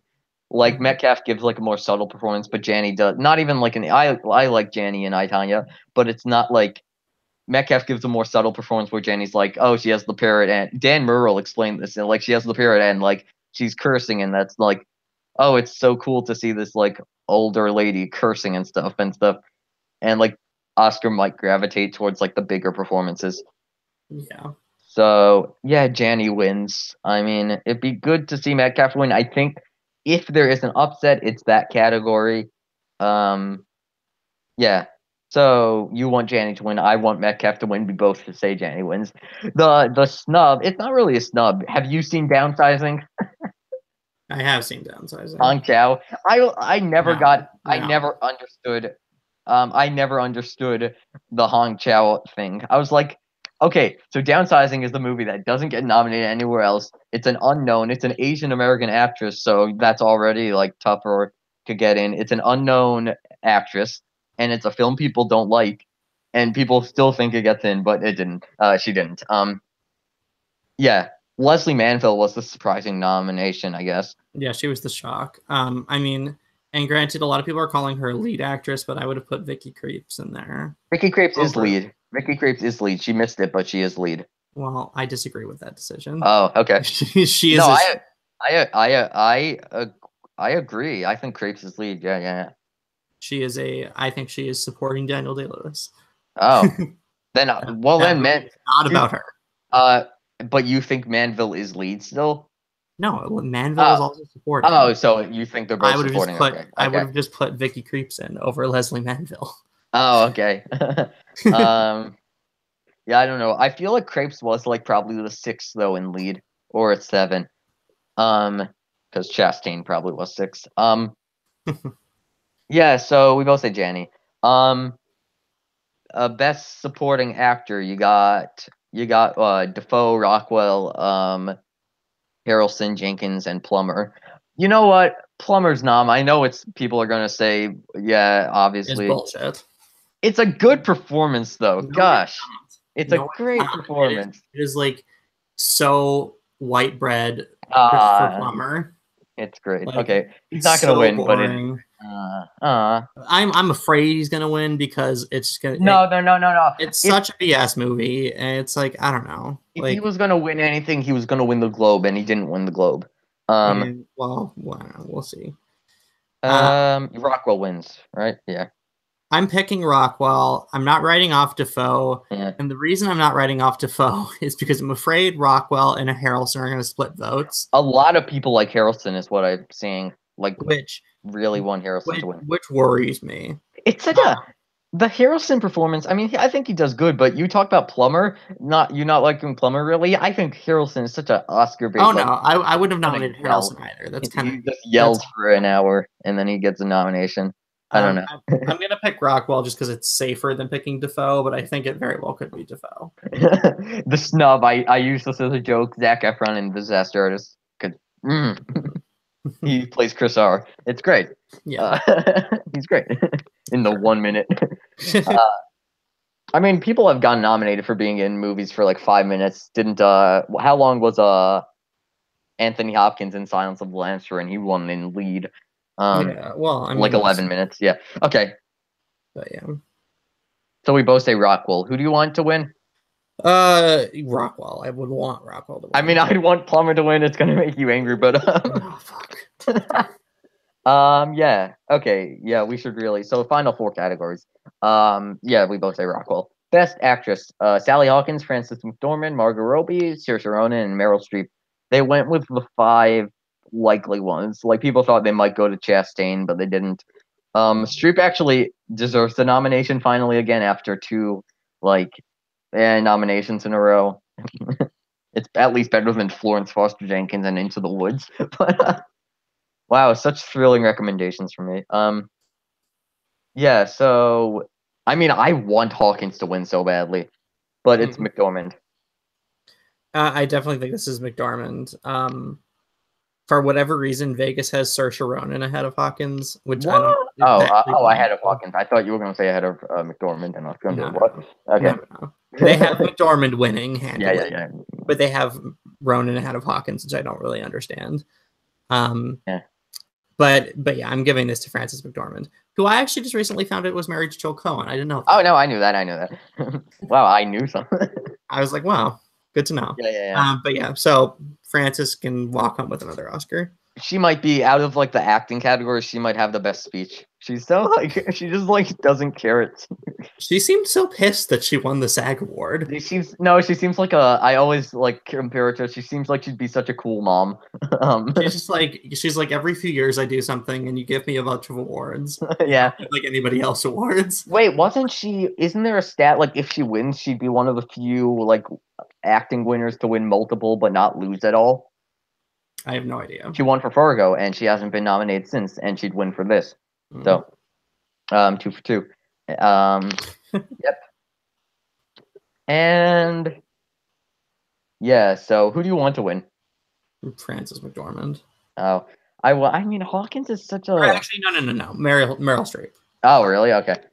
That would be fun. I do want Streep should win. It would upset people. No, I mean. Other people with a realistic chance, I want. But instead of announcing her for the Post, they announce her for Florence Foster Jenkins. Yeah. I mean, I think Hawkins should win. I do think it's like much tougher to give a performance when you're not talking. I don't know. So like it's such a good like okay. Yeah, okay, so you want Streep to win. You think McDormand, I think McDormand. This does seem like maybe not the close category, but this kind of does seem like the best acting category. Like the most competitive maybe. Yeah, no, for sure. Yeah. Because like the other categories it's like, well, there's like 2 maybe and then like it falls off. Okay, so best actor, we got Oldman, we got Chalamet, we got Day-Lewis, we got Kaluuya, and we got Washington. The snub people might say is Franco. I say, well, people are gonna pick a side between, well, was he not nominated because he wasn't that good, or was he not nominated because of like the stuff that came out about him? People want to say the stuff that came out about him came out after voting ended. It didn't, because he was on Colbert like halfway through Oscar voting, and people seem to forget that. And they brought up the scandal stuff. I say it's both that he didn't get nominated. Maybe it's both reasons he didn't get nominated. People then say I'm defending him for thinking maybe it's not one or the other. No, I just think he missed maybe because he wasn't a lock always and because of the stuff. It could be both reasoning. Yeah. Oldman's winning. Yeah, I'm picking Gary Oldman as well, obviously. Snubs? I mean, I would have liked to see Hanks get nominated. They seem to not nominate him a lot. Yeah, no, Tom Hanks for sure. I haven't even seen him. Over Denzel, I haven't even seen it, but over. I mean, this is gonna sound like I've got some like racist problems. No, it's okay. But like you picked it out in screenplay. That means it's fine. But you're fine. But Daniel Kaluuya and Denzel Washington have no business being nominated this year. Yeah.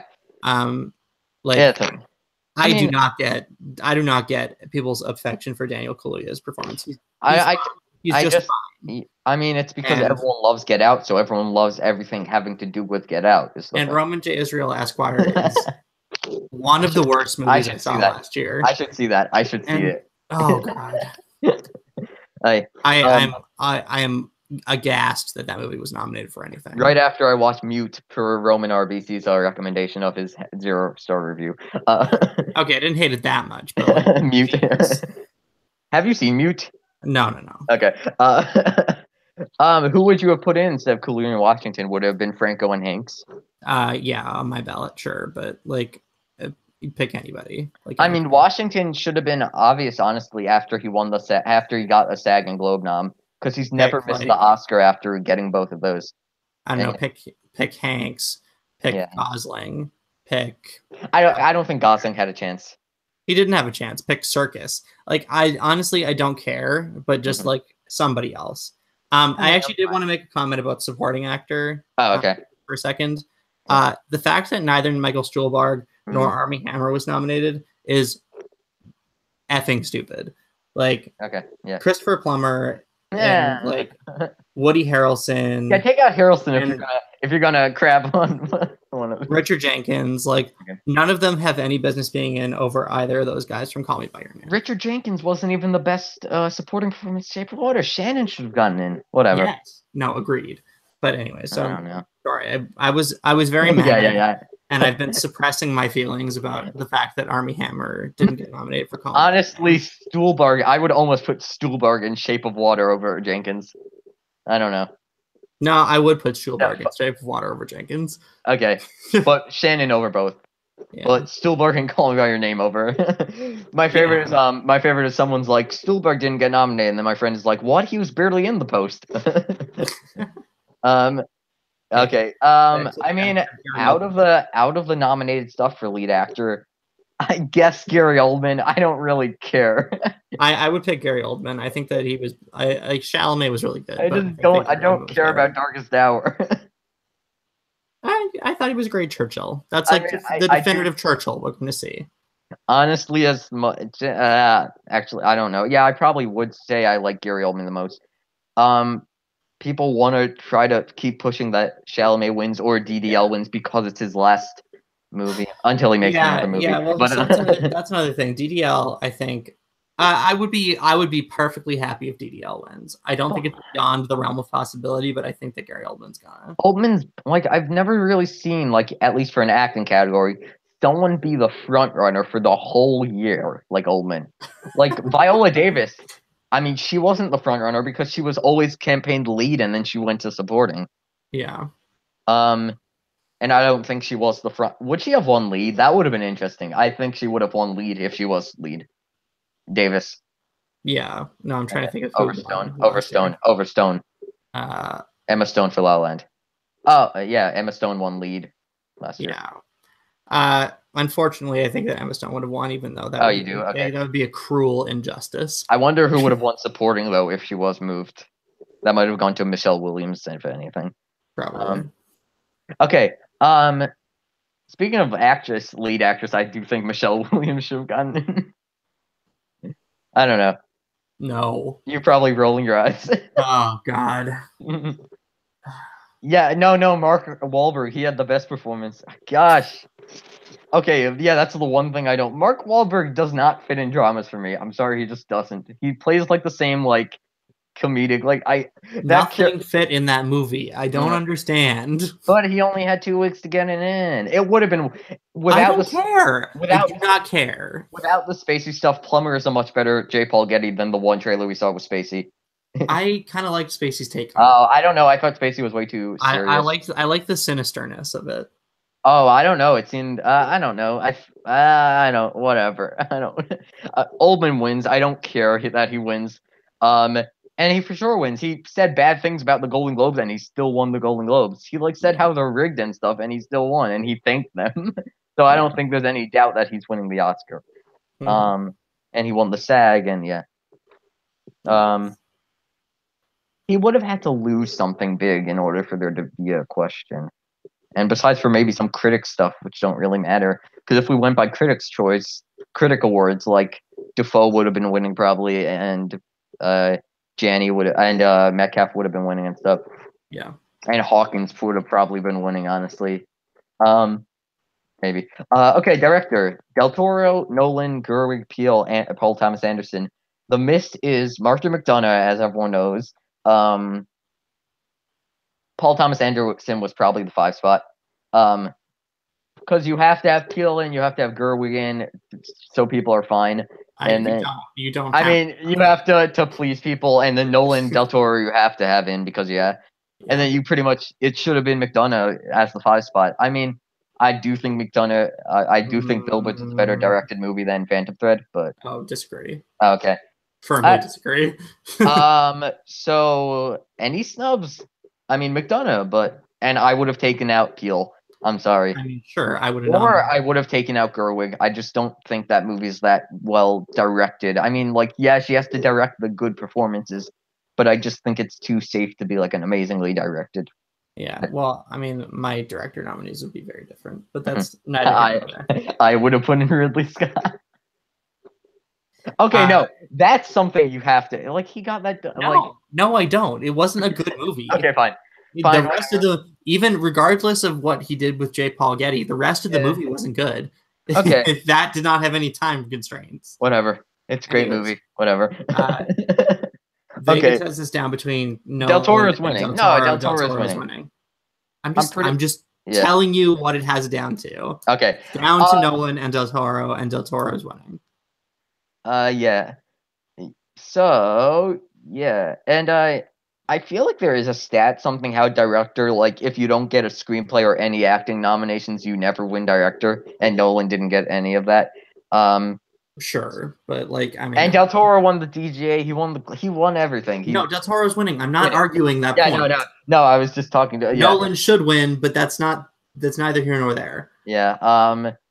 Honestly, I prefer Del Toro over Nolan. I don't know. I'm upsetting you, but don't worry, we only have one more. Yeah, Del Toro's winning. And now we get to the big one. We have Best Picture. I think we're kind of running a bit long, so we're not going to go through each thing film by film. We got, I'm just going to say in order of Gold Derby odds.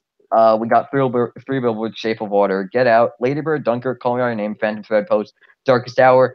It's between 2. It's not between Get Out or anything. Get Out didn't win anywhere. It's not winning picture. I don't care.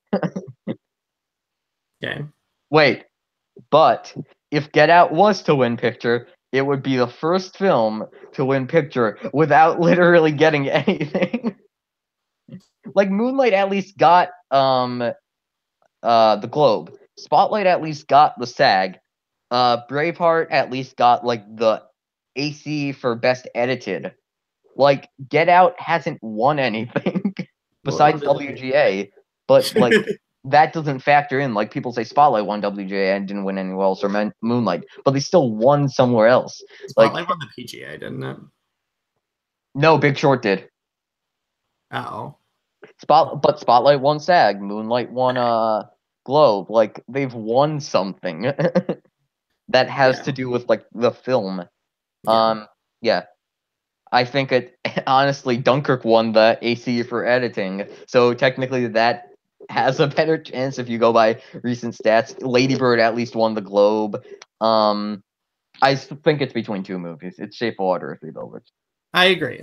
And I'm going to pick Three Billboards. I'm going to pick Shape. Well, look at you. I mean, my favorite, I've said this a bunch of times, my favorite Best Picture nominee, the 2 years I've ranked them, has won, and Three Billboards is my favorite. And I always pick against my favorite. Well, actually, I do think I did pick Spotlight because I never got The Revenant winning Best Picture hype. Yeah, so I pick Shape. I know director and picture haven't matched like 5 of the last 6 years or something, which is insane. Besides for Birdman, they just don't match. I know PGA picked Shape, but PGA has gotten it wrong the last 2 years. I know I mean, technically there's 4 movies, but a lot of those took place like in the 30s when it wasn't like the Oscars like nowadays. the two Driving Miss Daisy and Argo, that one Picture Without Director, they did win screenplay as well. So that's something. See, I'm just saying it's gonna win without screenplay. Yeah. It's just gonna win Best Picture. Weird. Yeah, it's so weird to say it wins without screenplay, but well, yeah. I mean, stats would tell you Three Billboards wins if it disagrees with director again, and if it disagrees with PGA again. It's pretty much been split because BAFTA went SAG, and they went. I mean, BAFTA and SAG went Three Billboards, but PGA and like DGA. I mean, DGA's directing, but they went Shape, and like Golden Globes went Billboards, and Critics' Choice went Shape. It is kind of like, well, yeah, and Golden Globes split them. Shape for directing and Billboards for picture. It's insane because if Billboards got the directing nomination, I don't think we would even be having this discussion. But the fact that Billboards didn't get the director nomination, I'm regretting it. And no matter what wins, even if outside of those two movies, even if something else wins, it's breaking some like stat because Shape would be winning without like a ensemble nomination at the SAG, which would be the first one since Braveheart, which was the first year they did it. And like Billboards, we win without director. There's some films in there that don't have a screenplay nomination, some that don't have an editing nomination, some that don't have a directing nomination. I preferential ballot. That's the last thing. I don't know how they do on a preferential ballot. I can't see any film doing good on a preferential ballot. Is the weird thing. Yeah, they all seem to have hate. And I think Shape of Water is kind of universally more loved than Three Billboards, but there are really like die-hard Three Billboards fans. But if you're voting for something like, let's say, Dunkirk, your one, your two might be like Shape or Darkest Hour. It might be Shape because it's like more technical, or it might be Darkest Hour because it's the same timeline. But like also like I don't know, like Shape of Water. It seemed it's a very weird choice for the Academy. Like it's very weird. Like I know, but it's much more of an Academy film. And I mean, that's the one reason why I mean I don't think Get Out's winning, and it's why Shape might not win, is because I kind of feel like normally like La La Land lost partially to maybe it being overhyped, and like even like I mean like the movie people like the most doesn't win. I mean, people wanted Fury Road to win that one year and it didn't win. It lost to Spotlight. It's like the safe pick, and Shape of Water is just out there, but it would be like so. It's like, you know what? So Screen Junkies, last thing, and then we'll be done. Screen Junkies was saying like yesterday how Shape of Water, that one scene where like Fishman, Mr. Fishman is in the cinema and he's watching like they knew what to do. They knew how to like, oh, Hollywood, yay. Sure. And I think that and like the dance sequence and like it like has these specific like beats that might make them go it. Well, that's why I think that they have so many nominations and why I think they're going to walk away with the awards that they're going to. That's Del Toro's winning director. So, you know, it's not like Shape is not going home empty-handed, even if it doesn't win Best Picture. Yeah, I mean, I wouldn't be shocked if either of them win. I will really say this is a great year because technically I could even see something like Dunkirk winning. Yeah. I mean, realistically, it would be a huge upset, but it would be awesome. This might be exaggerated, but realistically, it is kind of like you could see any of these films win. And no, fine.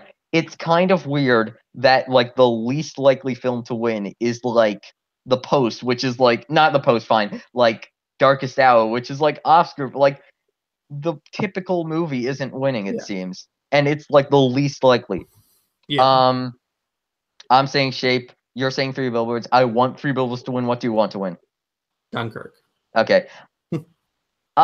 We ran longer than I think we ran longer than last year, and we had one less person. We ran quite long. We ran like 2 hours, nearly an hour 45 maybe.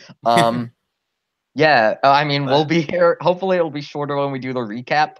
But yeah, I'll be marking down our answers. I mean, I might change answers, but I'm keeping what I say here, and then yeah, whatever. Yeah. And yeah, we might change our answers. Who knows? But we're keeping what we say here. And I think Manning did win last year, right? By like one. I don't know. Yeah, maybe. It wasn't me. I got like half right. I did well last year, but You lost by like one. It yeah, was it was between close. But because you switched off of something. Or yeah. Yeah. So I say Shape. You say Three Billboards. I want Three Billboards to win. I'd be happy with Shape winning. It'd be cool. It'd be like this genre, like this film that doesn't really win yeah, normally winning. no, it'd be great. I mean, as long as I like Shape of Water more than like Three Billboards. So honestly, while Darkest Hour is my favorite, I think Get Out would make me the angriest different one. No, because what would if Get make Out, not angry as in like, oh, I hate Get Out, even though I do think it's overrated. Angry and just like, let's just throw out stats forever. I guess, yeah. I mean, Oh, Darkest Hour you is don't my need to lowest. win. Like, pretty much, you don't need to win anything in order to win. And like, it didn't overperform. Sure. I mean, people might say it overperformed, but Get Out really did what was expected. If you had to predict nomination wise on nomination like morning, Yeah. it wasn't really. It didn't get an editing. It did like, I don't know. And I do think if there was a 10th spot, it was probably I, Tonya, Mhm. right? Uh, Blade Runner, maybe Molly's Game, Mudbound. yeah. Yeah, I mean, I would have loved to see Blade Runner get in there. Yeah, it would have been cool. I think that Blade Runner got so many technical awards that Yeah, it might have just been sitting outside. pretty sure Blade Runner broke the record for in the expanded era most nominations without a picture because Carol was the previous one that didn't get a picture. Mhm. Okay, yeah, Anyways, we're done. Yeah, bye. This took a while. I hope I didn't ramble too much. Yeah, we'll be here for the recap. Bye.